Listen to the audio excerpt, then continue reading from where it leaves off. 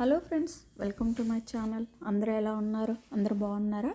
ఈరోజు మీకు చుక్కకూర పచ్చడి ఎలా చేయాలో చూపిస్తాను. ఇది మనం రకరకాలుగా చేయొచ్చు. ఈరోజు మీకు రోటి పచ్చడిలో ఎలా చేయాలో చూపిస్తాను. ఫస్ట్ మనం చుక్కకూరను ఆకుల్ని తెంచేసుకోవాలి. ఇది మా బ్యాక్యార్డ్లో ఉన్న ఫ్రెష్ చుక్కకూర అన్నమాట. సో నేను ఆకంతా మొత్తం తెంపేసుకున్నా, చూసారు కదా. ఆకంతా తెంపేసుకొని దీనికి కావాల్సిన ఇంగ్రీడియంట్స్ అన్నీ నేను పక్కన పెట్టేసుకున్నాను. దీనికి నువ్వులు వేసి మనం చేస్తాము.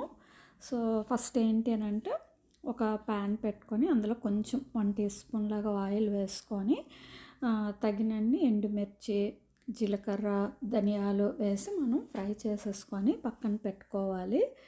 మీకు కారం కావాలి అని అంటే కొంచెం ఎక్కువ మిర్చి వేసుకోవచ్చు. ఆ తర్వాత లాస్ట్లో కొంచెం మెంతులు నువ్వులు లాస్ట్లో వేసుకోవాలన్నమాట. ఎందుకంటే నువ్వులు త్వరగా ఫ్రై అయిపోతాయి కాబట్టి మనం లాస్ట్లో నువ్వులు వేసేసుకొని ఇంకా ఆపేసి పక్కన పెట్టేసుకోవాలి. తర్వాత అదే పెనంలో మనం చుక్కకూర వేసుకోవాలి.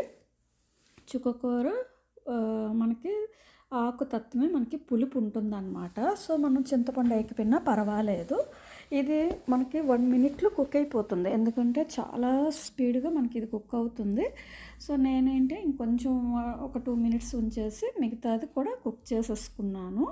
ఆ తర్వాత అది కూడా పక్కన పెట్టేసుకొని చల్లారబెట్టాలి. 2 చల్లారిన తర్వాత ఫస్ట్ రోల్ తీసేసుకొని అందులో మనం ధనియాలు, ఎండుమిర్చి, నువ్వులన్నీ వేసాం కదా, అవి దంచి పెట్టుకోవాలి. నువ్వులు వేయడం వల్ల మనకి కమ్మగా వస్తుందన్నమాట టేస్ట్. అందుకే మనకు కావాలంటే కొంచెం చింతపండు కూడా యాడ్ చేసుకోవచ్చు. ఇది మొత్తం మంచిగా క్రష్ అయిపోయిన తర్వాత మనం ఇలాగా కుక్ చేసి పెట్టుకున్నాం కదా చుక్కకూర, అది కూడా వేసి మనం దంచేసుకోవాలి. ఇది బాగా పల్చగా అంటే మెత్తగా ఉండడంతో మనకి మిక్సీ అవసరం లేకుండా రోట్లోనే మనకి అయిపోతుంది.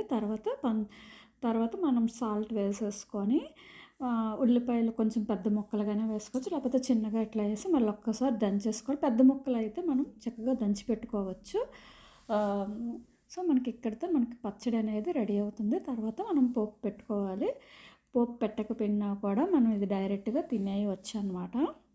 నేనేమి శనగపప్పు, మినపప్పు, ఆవాలు, జీలకర్ర, ఎండుమిర్చి కూడా మనం వేసేసుకొని మొత్తం పోపు అంతా నేను రోట్లో వేసేసాను. ఆ తర్వాత మనకు పచ్చడి అనేది రెడీ అయిపోయింది. నాకు కొంచెం చింతపండు వేస్తే బాగుంది అనిపించింది.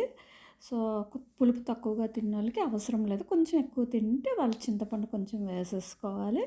ఇప్పుడు ఇది మనం వేడి అన్నంలోకి సర్వ్ చేసుకుంటే చాలా టేస్ట్గా ఉంటుంది. వేడి అన్నంలో మాత్రం వేసేసుకొని మనం కలిపేసుకొని తినేయడమేని.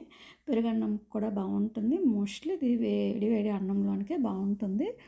మీకు ఈ డిష్ నచ్చినట్టయితే నా ఛానల్కి లైక్, షేర్ అండ్ సబ్స్క్రైబ్ చేయండి. మీరు ఈ రెసిపీ చూసి ట్రై చేస్తే నాకు కామెంట్ అయితే పెట్టడం మర్చిపోకండి. See you in next recipe.